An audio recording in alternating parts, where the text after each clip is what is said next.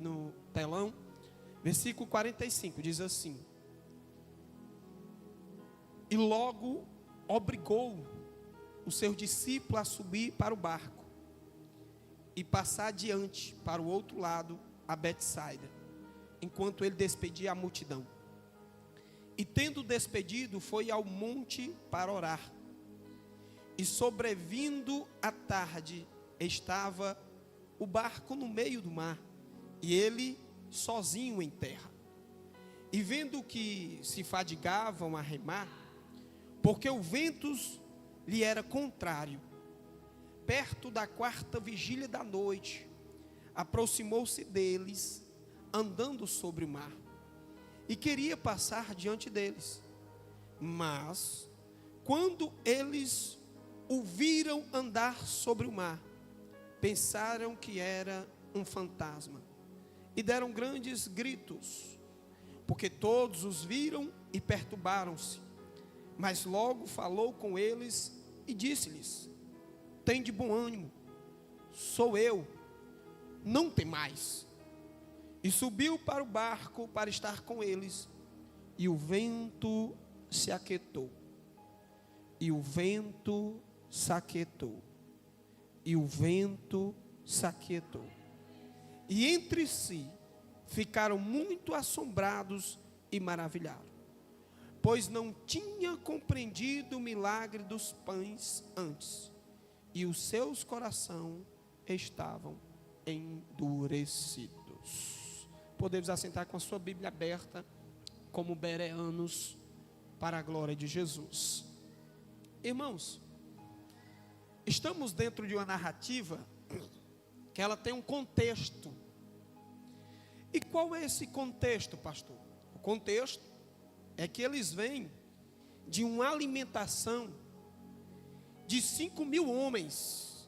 Ou seja, olhe para cá, eles vêm de uma euforia, eles vêm daquilo que deu tudo certo, eles vêm daquilo que foi bom. Logo entendemos, irmãos, que os discípulos na sua peregrinação com Jesus, eles tinham visto coisas maravilhosas que Jesus tinha feito. E é tão bom, irmão, viver de triunfo. Quem não gosta de viver de triunfo? Quem não gosta de viver de coisas boas? Quem não gosta de viver de milagres na sua vida? Então eles vêm de um milagre, vêm de uma multiplicação de 5 pães e 2 peixes para 5.000 pessoas. E agora, depois dessa ato maravilhoso de Jesus, esse milagre, Jesus está com a multidão e seus discípulos, e ele vai dizer o quê? Olha comigo o versículo de número 45, se o nosso irmão puder botar aí no telão depois. E logo obrigou, diga obrigou. Em outras traduções vai dizer que Jesus ordenou que eles fossem para o outro lado da margem, para Betsaida. Obrigou que eles entrassem no barco, para que eles fossem para o outro lado, enquanto Jesus despedia a multidão. Aqui nós observamos que tem uma resistência, porque logo entendemos que para alguém obrigar alguém, ou insistir em alguém, é porque tem outro lado fazendo uma resistência. Por quê? Porque os discípulos queriam estar próximo de Jesus, porque os discípulos queriam andar com Jesus. Aí Jesus chega e diz: vão adiante para o outro lado da margem, para Betsaida, enquanto eu fico a despedir e a orar com os meus outros irmãos. Veja bem, Jesus está colocando eles em uma história que, olhando para a ótica humana, eles não queriam ir. Entenda essa noite. Existem situações em nossa vida que o próprio Jesus cria para que nós possamos passar. Olha o texto, Jesus compilou, Jesus obrigou, Jesus insistiu, Jesus quis que eles passassem para o outro lado da margem, para o outro lado de Betsaida, para o outro lado da multidão, enquanto ele ia dispensar a multidão. Tem coisas na nossa vida, e eu já quero aplicar para mim e para você, que nós não queremos passar.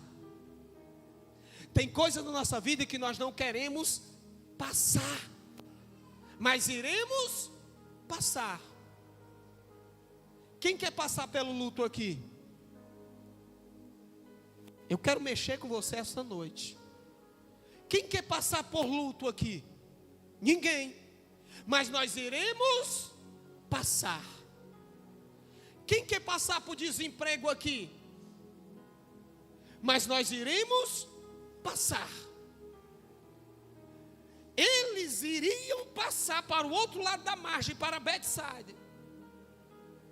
Existia um caminho, existia um ponto de partida e um ponto de chegada. E entre esses dois pontos, eles iam passar algo na vida.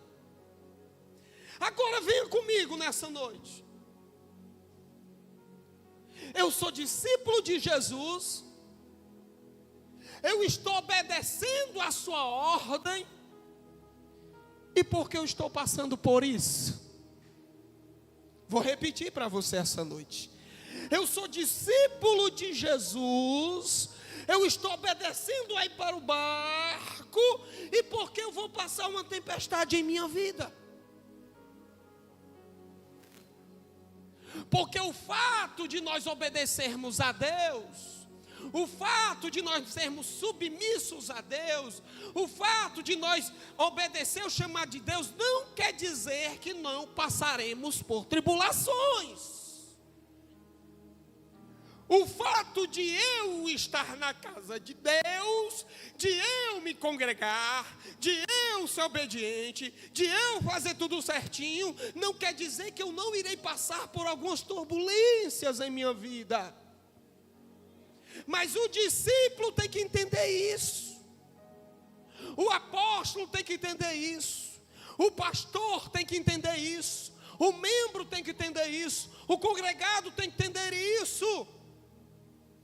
Que eu não vou estar, meu querido, blindado nessa terra só porque eu sirvo Jesus, só porque eu estou na igreja, só porque eu estou fazendo as coisas certas, porque existem coisas que Jesus quer que você passe. Jesus quer que você tenha experiências, porque as experiências deles eram só perto de Jesus.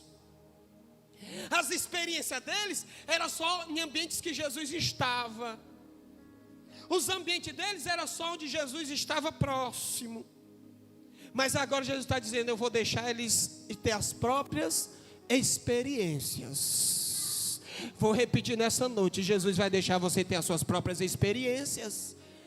Quem é que quer, irmão, ter conflitos interpessoais dentro da sua casa? Quem é que quer ver um filho sofrendo?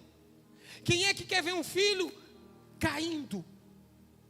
Mas só que nós fazemos filhos não é para nós.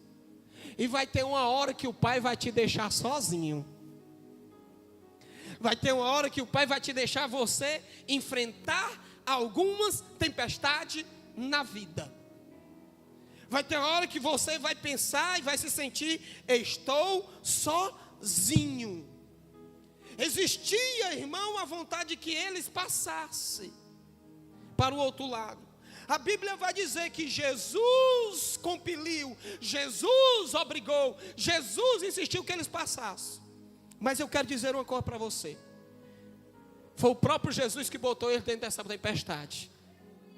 Mas eu acredito que o próprio Jesus também é fiel para te tirar você de dentro dessa tempestade. Aqui que é o clímax da história. Porque uma coisa é eu estar em uma tempestade, outra coisa é aquela que Jesus disse: eu quero que tu passe por essa tempestade. E a Bíblia vai dizer que o Senhor manda, delibera, manda que eles façam. E a Bíblia vai dizer que quando Jesus despediu esses homens, quando Jesus mandou eles para o outro lado, o versículo de número 46, ele vai para o monte orar. Ele vai para o monte interceder. Ele vai para o monte clamar. Porque a vida de Jesus era vigilante. A vida de Jesus era de sobriedade. A vida de Jesus era entender que depois de um triunfo, o diabo quer nos machucar. Porque Jesus vinha de uma grande multiplicação. E nós temos que ter cuidado nas euforias da vida. Nós temos que ter cuidado quando nós estamos alegres. Nós temos que ter cuidado quando nós estamos no êxtase da alegria. Porque o diabo, ele é sagaz. E ele quer tirar a nossa alegria. Porque Jesus, sabendo que depois de uma multiplicação, sabendo depois de uma euforia, o diabo ia se levantar, alguma coisa ia acontecer. Então ele trata logo de orar. A ferramenta que Deus usa aqui é a ferramenta que nós temos que ter na nossa vida cristã, é oração. Porque, meu irmão, nós sabemos, irmão, quem ora com Jesus, quem fala com o Pai, quem está em comunhão, tem estratégias no meio das tempestades. Ele vai para a oração. E os discípulos estão aonde? Diga, no mar. Diga, no mar. Mas diga se eles estão no meio do mar. Diga. Olha o versículo de número 47. Ao cair da tarde, estava o barco no meio do mar. E ele estando no meio do mar, e Jesus está onde, irmão? Em terra, sozinho. Existia uma distância entre eles e Jesus. Que essa distância entre eles e Jesus era uma distância física. Mas na dimensão espiritual, Jesus estava orando por eles, aleluia. Jesus estava intercedendo por eles. E no meio do mar, alguma coisa acontece. Prestou atenção que às vezes no meio de alguma coisa, as coisas vão acontecer? Já pensou que tem coisa na nossa vida que está no meio de alguma questão que as coisas vão se levantar? Algumas coisas que estão no meio. Olha, irmão, existe aqui uma distância do meio. Então é a mesma distância deles chegarem em Betsaida e a mesma distância deles retroceder, sim ou não? Se está no meio. E muitas vezes quando chega no meio de alguma situação da nossa vida, existe agora decisões. Que decisões é essa? Eu vou continuar ou vou retroceder? Eu vou avançar ou vou desistir? Eu vou confiar ou vou perder a minha fé? Mas pastores estão sozinhos, sim, meu querido. Na caminhada cristã, muitas vezes, é você e Deus. Na caminhada cristã, meu querido, muitas vezes é você e você. Aí vai parar porque está só. Aí vai parar porque ninguém olha. Aí vai parar porque ninguém te dá força. Aí vai parar porque ninguém está torcendo por você. Aí vai parar porque ninguém não te dá a mão amiga. Aí vai parar porque ninguém diz que tu vai fazer coisas boas. Meu querido, está no meio, não retroceda. Receba esta palavra essa noite. Jesus diz que você vai passar. E quando está no meio, chega isso mesmo. Mas Jesus deu uma palavra. A palavra disse: nós vamos atravessar para o outro lado do mar. Quem vai atravessar essa noite? Jesus que disse que nós vamos atravessar. Mas no meio acontecem muitas coisas. Eu estava tão bem, mas no meio da minha caminhada cristã se levantou um rapaz, uma moça, um jovem, um menino, um pastor. Se está no meio, irmão, é a mesma distância entre chegar ao ponto de chegada ou voltar. Ele nem estava para um lado nem para o outro. Voltar nunca é a melhor opção. Porque eles iam ter que retornar, ia perder as mesmas forças, iam chegar lá, ia ter que armar de novo para voltar. E muitas vezes as pessoas querem parar no meio. E nunca é esse desejo de Deus para mim e para a tua vida. O grande problema da gente é não usar as ferramentas que Deus deu para a gente. E aqui eu vou falar de uma ferramenta poderosa que Deus usou. Porque a Bíblia vai dizer, irmãos, que enquanto eles estavam no meio de um conflito, de uma tempestade, Jesus estava orando. Diga, Jesus estava orando. A melhor ferramenta na tempestade é a oração, irmão. A melhor ferramenta na tempestade é a oração. Oh, glória a Jesus. Por quê, pastor? Olha o versículo número 48. Diga, e vendo, para mim, diga, e vendo. Diga, e vendo. Olha aí. No meio da tempestade, quem ora tem visão. Quem acredita, irmão, em nome de Jesus? No meio da tempestade, quem ora, vê. Quem ora, enxerga. Quem ora, compreende.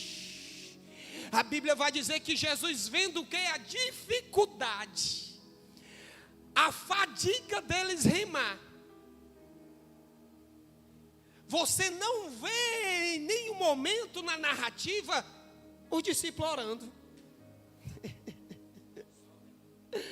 Você não vê nenhum momento, Alonso, na narrativa, eles clamando.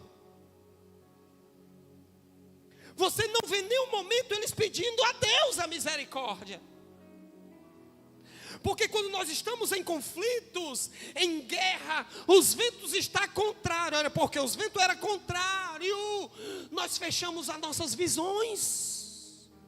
Nós perdemos o contato com o céu. Mas eu vou dizer uma coisa para você.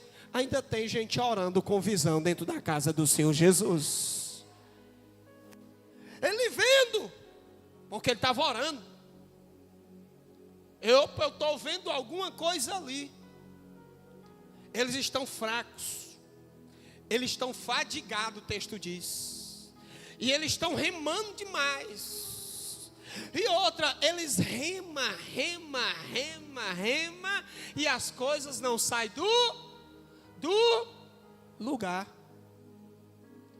Já teve aquela situação na tua vida que tu rema, que tu faz, que tu age, mas as coisas não saem do lugar?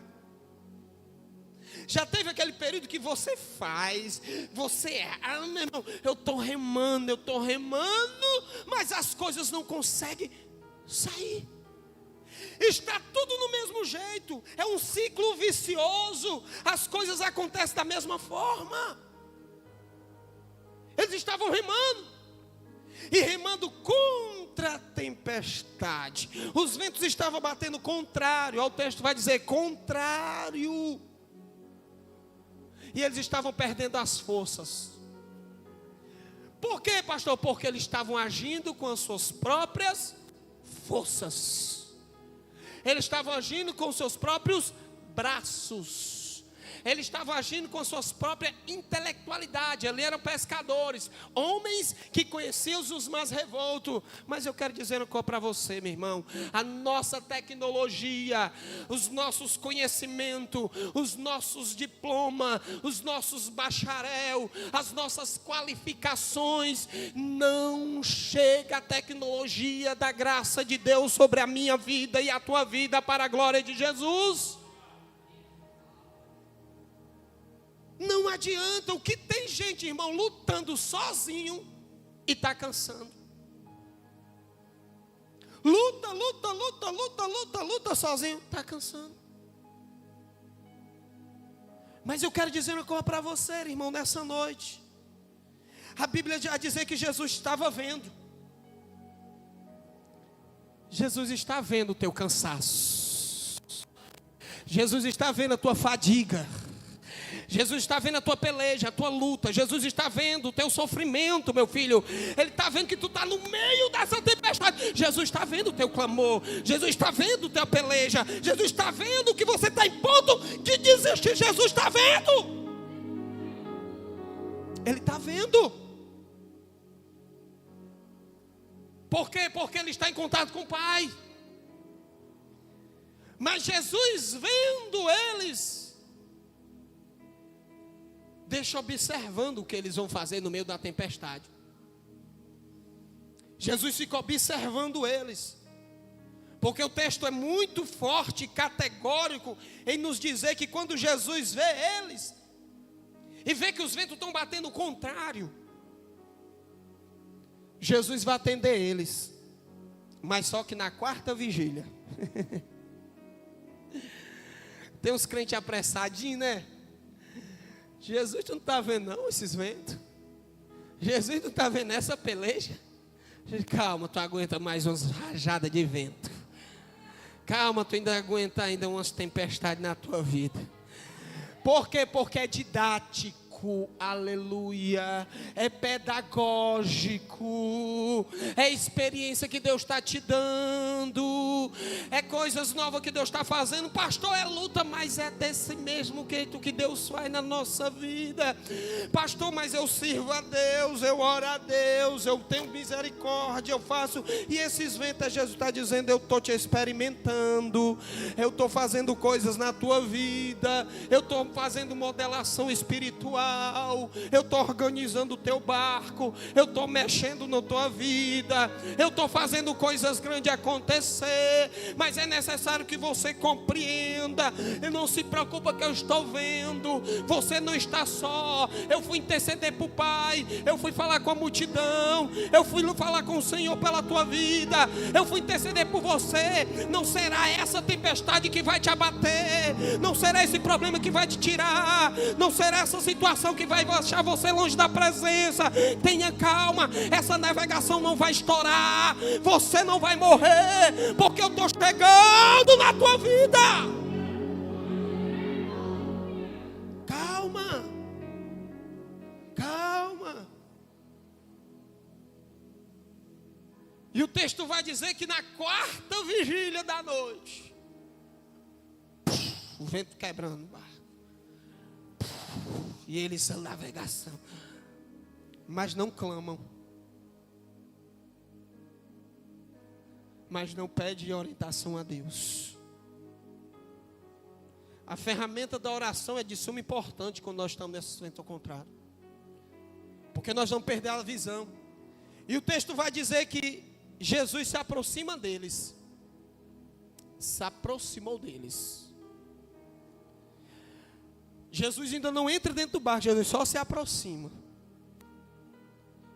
E a Bíblia vai dizer que queria tomar a frente. Diga, tomar a frente. Quem está entendendo nessa noite? Jesus que queria tomar o quê, irmão? E por que você não deixa Jesus tomar a frente do teu problema, da tua dificuldade? Olha o teu texto aí que vai dizer, e Jesus queria tomar a frente, a dianteira. Aleluia. O problema é que nós não estamos deixando Jesus tomar a rédea dos nossos barcos. O problema é que nós estamos querendo navegar para onde nós queremos. E toda vida que nós quer navegar para um lugar onde Deus não quer, o diabo sempre prepara um barco, segundo o Charles Spurgeon. Quando toda vida nós quer viajar numa embarcação que Deus não está, o diabo sempre prepara a embarcação. Toma essa embarcação para você. Sempre. E nós temos que entender, irmão, que eles precisavam que Jesus tomasse a frente.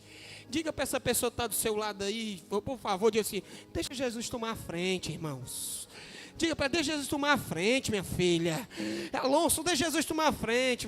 Sei, Diácono Tony, seja profeta para ela, deixa Jesus tomar a frente, meu filho. Ah, pastor, é porque você quer fazer do seu jeito. jeito, você quer falar com a sua língua, você quer agir do seu modo. Aí Jesus está dizendo, eu vou ficar só olhando, só aproximando dele, observando, porque ele não chegou dentro do barco, ele ficou olhando, aproximou-se na quarta vigília e dizendo, eu vou ver o que é que eles vão fazer. Estão tentando, estão lutando, estão correndo, estão tirando água do barco, estão botando na vela, estão remando, está cansando, eu vou ver até onde que vai. Eu estou aqui querendo passar à tua frente, tu deixa. Eu estou aqui querendo tomar as rédeas do teu barco, tu deixa. Então deixa nessa noite, Jesus, tomar a tua navegação para a glória de Jesus. Deixa, irmãos, tomar a frente da embarcação, passar adiante deles. Porque quando nós estamos na frente, nós não enxergamos quem está atrás, sim ou não? Sim. Eles estavam tão cegos que Jesus disse assim, eu preciso ir para frente. Porque senão eles vão lutar e morrer. Aí a Bíblia vai dizer que Jesus, passando na frente, eles perceberam alguma coisa. Aleluia.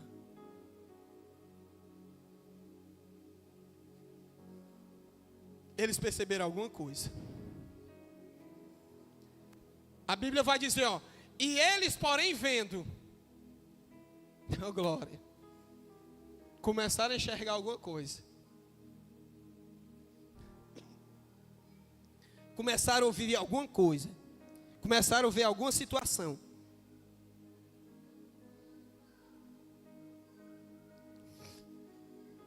Mas só que quem não ora,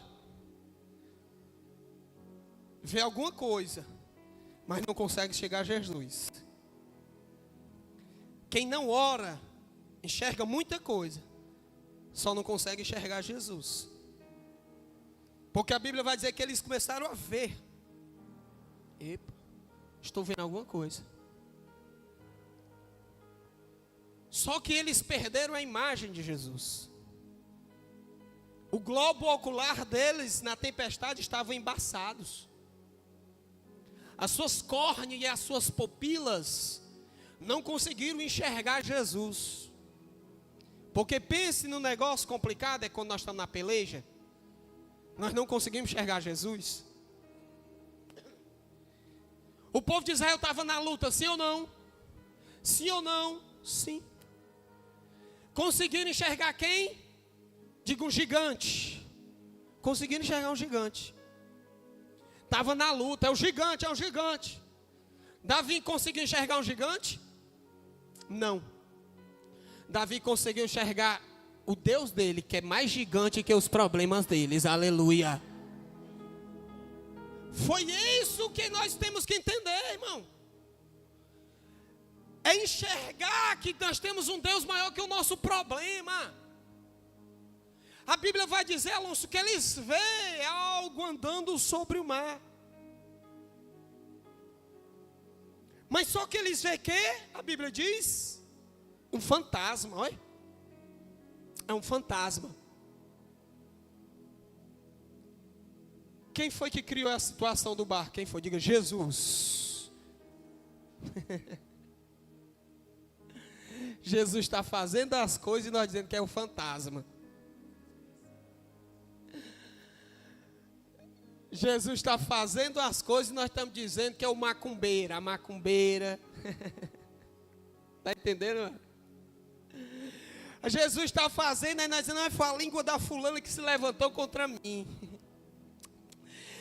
Não, Jesus está fazendo, e você, em vez de olhar que é Jesus, não, é o fantasma, é a fulana, é o Beltrano, é o ciclano, é o pastor, é a esposa do pastor. Eu estou nessa. Não, meu querido, eu quero dizer uma coisa para você: é Jesus que está fazendo, aleluia. Mas nós, como estamos cegos espirituais, nós começamos a dizer que é outros, é o fantasma, é coisas. Aí a Bíblia vai dizer que eles começaram a gritar. Porque, irmão, quando nós estamos na luta, a primeira síndrome que vem dentro da gente é o medo. Diga, medo. O medo, irmãos, em excesso, é um inimigo da fé. O medo em excesso é o inimigo da fé. Por quê? Porque o medo não faz eu agir no sobrenatural. Faz eu criar barreiras entre eu e Deus. Toda vida na Bíblia que nós vemos uma pessoa com medo, nós vemos ela fugindo de coisas de Deus. Elias, quando estava com medo, foi para dentro da caverna e se escondeu. E nós, como cristãos, nós temos que ter medo. Somos seres humanos. Mas o medo em excesso é perigoso. O medo em excesso tira de mim o foco de Deus. E aqui eles estavam tão apavorados que eles não tiveram consciência que era Deus na vida deles. Aleluia. Eles estavam tão apavorados que eles não compreenderam o que era Deus trabalhando na vida deles. Eles estavam tão perturbados que eles não quiseram se posicionar que foi Deus que fez na vida deles. Mas eu quero dizer uma coisa para você: existe coisas que assustam, existe coisa que nos coloca medo, mas aqueles que têm um espírito de adorador discerne que é Deus trabalhando em favor da sua igreja, do seu povo, do seu casamento, da sua família, do seu trabalho, da sua faculdade. Deus às vezes age de um modo que nós não compreendemos, mas eu quero te dizer uma coisa noite para você, que Deus está trabalhando em nosso favor para fazer muito mais daquilo que pensamos e daquilo que vemos na presença do Senhor Jesus, para a glória dele. A Bíblia vai dizer, irmão, que eles se perturbaram, deram grandes gritos, ficaram atônitos. Mas só que Deus sempre tem uma palavra, irmão. Sempre tem uma palavra para nós. Os discípulos vinham de uma multiplicação. E ali eles conheceram Jesus, sim ou não? Eles tinham intimidade com Jesus, sim ou não? E por que na tempestade eles não conheceram Jesus? Porque tem gente que só conhece Jesus na multiplicação. Tem gente que só conhece Jesus quando o pão está bom, quando o peixe está na casa. Tem gente que só conhece Jesus quando o salário está bom. Tem gente que só conhece Jesus quando as coisas vão boa. Mas quando as coisas estão ruins, não reconhece Jesus. Por quê? Porque as coisas estão ruins, não conhece o seu dono. Por quê? A Bíblia vai dizer, irmão, que eles não reconheceram. Estava com Jesus lá do outro lado da margem, agora não reconhece. E a Bíblia vai nos falar que Jesus traz uma palavra para ele. E falou. Quem falou? Jesus. Pois todos ficaram aterrados à vista deles. Mas logo lhe falou e disse: não temas. Eu quero profetizar na tua vida nessa noite. Não temas, não temas. Tem bom ânimo, tem bom ânimo. Por que eu tenho que ter bom ânimo? Porque Jesus disse: sou eu, não é fantasma, não é o Zé Pilantra, não é o Zé Pilintra, não é a Maria Padilha, não é a boca do fofoqueiro, não é o caluniador, não é aquele que fala contra a tua vida, não é aquele que se levanta contra o teu ministério, não é aquele que levou uma fofoca para os outros, não é aquele que diz que tu não vale nada. Sou eu, aquele que acredita em você, aquele que vai temperar tempestades, aquele que vai fazer coisas grandes por nossas vidas. Sou eu, sou eu. O sou eu está aqui nessa casa, o Todo-Poderoso, o grande El Shaddai, aquele que é, aquele que era, aquele que há de vir, o Alfa, o Ômega, o princípio, o fim, aquele que está em Gênesis, aquele que está em Números, Deuteronômio, aquele que está em Êxodo, em 1ª, 2ª Samuel, aquele que está em Malaquias, em Mateus, aquele que está em Marcos, aquele que está em Hebreus, aquele que está em Apocalipse, aquele que está na Assembleia de Deus Ágape, aquele que está na tua vida. Ele que está dizendo: sou eu que vou resolver. Sou eu. Sou eu que estou aqui. Jesus está sacudindo ele: sou eu, acorda. É Jesus, irmão. É Jesus. E tudo isso, Jesus ainda não está no barco com eles. Está só orientando na tempestade, dando experiência a eles, fazendo com que eles tenham experiência. Aí a Bíblia vai dizer que número 51, e subiu para o barco, para estar com eles. E subiu para o barco, para estar com eles. E logo que foi aconteceu, o vento se aquietou. E ficaram muito assombrados e maravilhados. Jesus agora entra dentro do barco. Porque toda vida que nós pegamos uma navegação e Jesus não está no barco, coisas ruins vêm. Eles estavam no barco só. O barco fugiu do controle. E agora Jesus entra dentro do barco para estar com eles. Jesus agora veio para o projeto original. Por quê? Porque o projeto original sempre é estar nós perto de Jesus, nunca afastado dele. O projeto original nunca é nós estarmos longe de Jesus, sempre perto dele. E não tem como, irmão, nós estarmos longe de Jesus e não vir tempestade sobre a nossa vida. É mister que aconteça. Mas quando Jesus chega no barco, bota o seu pé, a Bíblia vai dizer que os ventos se aquietaram. Os ventos cessou. Os ventos pararam. Mas tudo isso, sabe por quê, irmão? Que veio sobre a vida deles? Porque o versículo 50 e 52 é a chave desse texto. Hermeneuticamente é a chave do texto. Ele diz que 52, bota lá. Isso aconteceu porque eles não compreenderam o milagre dos pães. E seus corações estavam o quê? Endurecidos.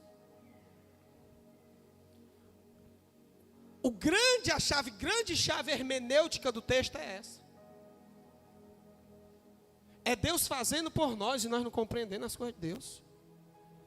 É Deus trabalhando em nosso favor e nós endurecendo o coração. É Deus multiplicando o pão e o peixe. É Deus fazendo as coisas acontecer e nós não estamos nem aí. Mas aí é. Aí é. Eu te dou saúde. Eu te dei um emprego. Eu te dei uma casa. Eu te dei um novo nome. Tu ainda não está nem aí para que eu estou fazendo a tua obra. Vai comendo uma tempestade na tua vida. Vai recebendo uma turbulência na tua vida. Com o ingrato Deus trabalha assim, irmão. As pessoas não entenderam o milagre dos pães. Jesus está no meio de uma multidão de 5.000 homens. Cessa a comida. Ele pergunta para os discípulos o que temos para comer. Não temos nada. Quem está com Jesus tem tudo, irmão, aleluia. Quem está com Jesus tem tudo para a glória de Jesus. Quem está com Jesus tem coisas maravilhosas na vida. Irmão, a Bíblia vai dizer que ele divide o pão, divide o pão. E dá para todos. Agora eu te pergunto, ele divide o peixe? Vou fazer essa pergunta para você, não. Você vê no texto ele dividindo o peixe? Ele divide o pão, irmã Raquel, mas não divide o peixe. Isso aqui é profundo, que é espiritual. O que é que ele faz com o peixe? Ele multiplica. O pão ele divide. Por quê, pastor? O pão é da terra, é feito pelo homem. E o peixe, quem der os mares, quem faz é Deus. Vou repetir para você, os pão é feito na terra e dá para dividir. Mas peixe se multiplica. Se lembra da pescaria? Que foi o próprio Deus que parou os cardumes a noite toda. Foi o próprio Deus que parou para ele não pescar, porque ele é o dono das águas. Mas só que de manhã ele disse, pode pescar no mesmo lugar, que eu sou um Deus que multiplica peixe. E eles iam de viagem para onde, irmão? Sabe que eles iam de viagem para onde? No texto que nós lemos, eles iam para Betsaida, diga Betsaida. Mas sabe o que é que significa Betsaida? Casa do peixe. Ele ia para a casa do peixe. Quando a gente não compreende que Ele é um Deus multiplicador, Ele é um Deus que joga turbulência também na gente. Quando a gente não compreende que Ele é um Deus que faz coisas extraordinárias, Ele também é um Deus que prende, Ele é um Deus que trava, porque a Bíblia vai dizer que é o mesmo Deus que abre, é o mesmo Deus que fecha. A Bíblia vai dizer que Ele multiplica os peixes e divide o pão. Por quê? Aquilo que é nosso é para ser dividido entre nós, irmãos.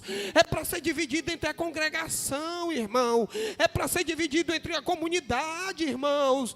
Aquilo que eu tenho é para ser dividido contigo. Se eu tenho pão, eu divido contigo. Se eu tenho palavra, eu divido contigo. Se eu tenho um dom, eu divido contigo. Se eu tenho alguma coisa, eu faço contigo. Agora peixe não, meu irmão. Peixe se multiplica. Se tu não tiver, eu profetizo Deus multiplicando na tua vida essa noite. Porque se tu não compreender, tu não vai sair dessa situação na tua vida. Tem gente que vive um ciclo vicioso. O que é um ciclo vicioso? Já viu aqueles casal? Eu quero botar a imagem de um casamento. Aqueles casal que fica vai e volta, vai e volta, vai e volta, vai e volta, vai e volta. Isso se chama ciclo vicioso. Trazendo para cá, tem gente que não compreende as coisas de Deus e vive nesse ciclo. Pão, tempestade, pão, tempestade, pão, tempestade, pão, tempestade, pão, tempestade. Aí, rapaz, é direto, é direto, é porque não compreende. E Jesus quer te tirar dessa. Jesus quer te tirar desse raso. Jesus quer te tirar dessa mermice. Porque a Bíblia vai dizer, por motivos de não compreender a multiplicação dos pães. E nós estamos nesse ciclo muitas vezes. A nossa vida tem alguns ciclos, sim. A gente nasce, a gente cresce e a gente morre. E as demais coisas são os agregados que vêm na vida. Carro, moto, casa, família é agregado. Mas o ciclo da vida é crescer, é nascer, crescer e morrer. Mas só que nesse período de nascer, crescer e morrer, Jesus quer fazer coisas grandes em nós para a glória de Jesus. Jesus quer fazer coisas extraordinárias na nossa vida.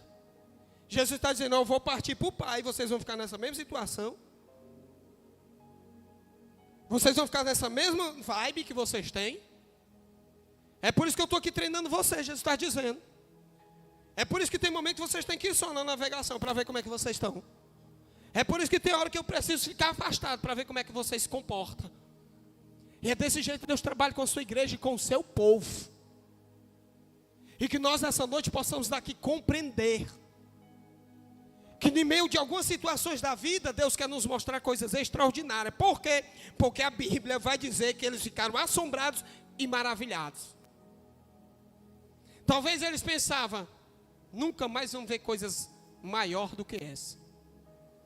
Porque eles estavam diante de um homem que multiplicou, irmão, 5 pães e 2 peixes.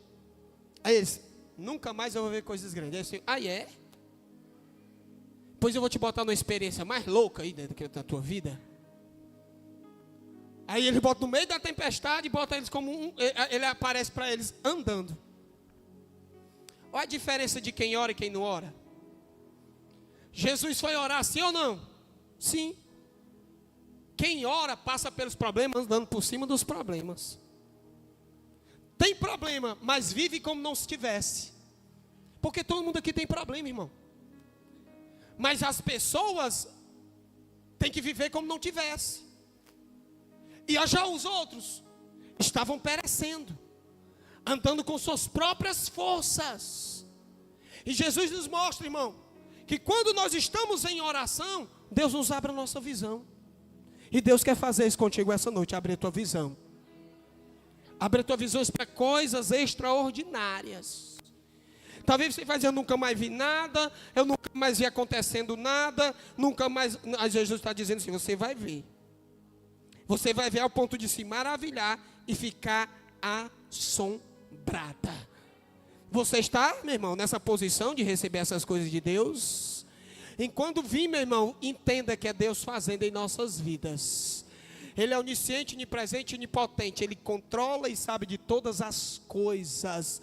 É Ele que faz, é Ele que deixa de fazer. É Ele que está com o cronos em sua mão. E agindo Deus, ninguém pode impedir.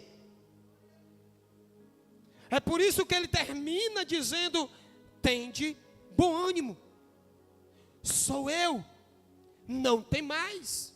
3 coisas Deus fala: tende bom ânimo, não temas, sou eu. Por que temos que ter bom ânimo? Porque, irmão, vai ter tempestade que vai nos deixar desanimado. Vai ter tempestade que vai fazer nós achar que vamos cair e perecer. E desanima. Mas só que ele disse assim: nessa tempestade não tema, não fique com medo dela. Porque se ela é tempestade, eu sou Deus que sou o dono da tempestade. Aleluia. E quando ele diz tem bom ânimo, é porque ele quer que você enfrente as tempestades da vida com alegria. Porque as bem-aventuranças é contraditório ao mundo que nós vivemos. As bem-aventuranças diz: bem-aventurados que são quê? Perseguidos. Bem-aventurados que choram. Bem-aventurados que sofrem pelo meu nome. Ou seja, ele está dizendo: feliz essas pessoas. É por isso que ele diz: eu sou que vou guiar você por essa história. Fique de pé essa noite, em nome de Jesus. Eu quero orar por mim, pela sua vida. Eu quero orar pelo seu ministério e pela sua casa. Eu quero que você entenda que Jesus, quando entrou no barco, ele aquieta as águas. Talvez você está dizendo que essas águas vão te sucumbir. Vai virar o teu barco. Mas Jesus está pisando nesse momento na tua embarcação. Jesus está pisando nesse momento na tua navegação. Jesus está pisando nesse momento na sua embarcação. Somente crê nessa noite em nome de Jesus. Ah, pastor, mas está quebrando tudo, o negócio está saindo, eu não consigo mais enxergar, está anoitecendo, as coisas estão fugindo do meu controle. Mas ele está dizendo: não temas, tem de bom ânimo, eu sou, está chegando na tua vida e na minha vida para a glória de Deus. Quem precisa de oração aqui essa noite? Vamos orar, agradecer ao Senhor, porque em meio a essa tempestade Ele tem ainda segurado em nossas mãos. Espírito Santo, nós estamos aqui nessa noite agraciado por tudo. Te louvamos pela palavra, te louvamos por este culto, te louvamos pela doutrina, te louvamos porque sabemos que temos que compreender os teus milagres. Te oramos porque o nosso coração não pode estar endurecido, o nosso coração não pode estar magoado, o nosso coração não pode estar triste, porque senão não compreendemos o teu trabalhar em nossas vidas. Deus, toma nossas vidas em tuas mãos, a nossa casa, a nossa família, os nossos parentes. Angústia, perseguição, peleja, no luto, Pai, nos hospitais, nas UTI, na CTI, no centro cirúrgico. Deus, abençoa o teu povo, abençoa a tua igreja. Aqueles que foram viajar, Senhor, leva em paz, traz em paz, repreende os acidentes, repreende, Senhor Jesus, todas as coisas maléficas. Pai, em nome de Jesus, nos dá graça, nos dá autoridade. Pai, levanta nós nessa terra como homens e mulheres de Deus, para estarmos na posição que o Senhor quer. Em meio à tribulação, irmão, ore. Em meio à tribulação, acredite. Em meio à tribulação, tenha fé. Em meio à tribulação, clame a Deus, porque Ele é Deus que faz coisas novas em nossa vida. Abençoa, Senhor, cada filho teu que estão nas redes sociais, Pai, ouvindo esta palavra. Entra com providência no seu relacionamento, na sua casa, no seu marido, no seu filho, na sua filha. Pai, eu profetizo, jovens saindo do crime, jovens saindo da droga, jovens saindo do adultério, jovens saindo da pornografia, homens e mulheres, Pai, retornando para a tua casa, sendo valentes de Davi, homens e mulheres valorosos na tua presença. Abençoa, Senhor, a nossa nação, abençoa o nosso povo, abençoa o nosso estado, abençoa o nosso bairro. Toma, Senhor Jesus, os nossos projetos, toma nossas vidas espiritual, nos ajuda a crescer na graça e no conhecimento do nosso Senhor e Salvador Jesus Cristo. E se tu vier hoje, Jesus, tem misericórdia e nos leva contigo. Que a graça de nosso Senhor e Salvador Jesus Cristo, o grande amor de Deus nosso Pai, que a doce e eterna consolação do amado e poderoso Espírito Santo, diga, seja comigo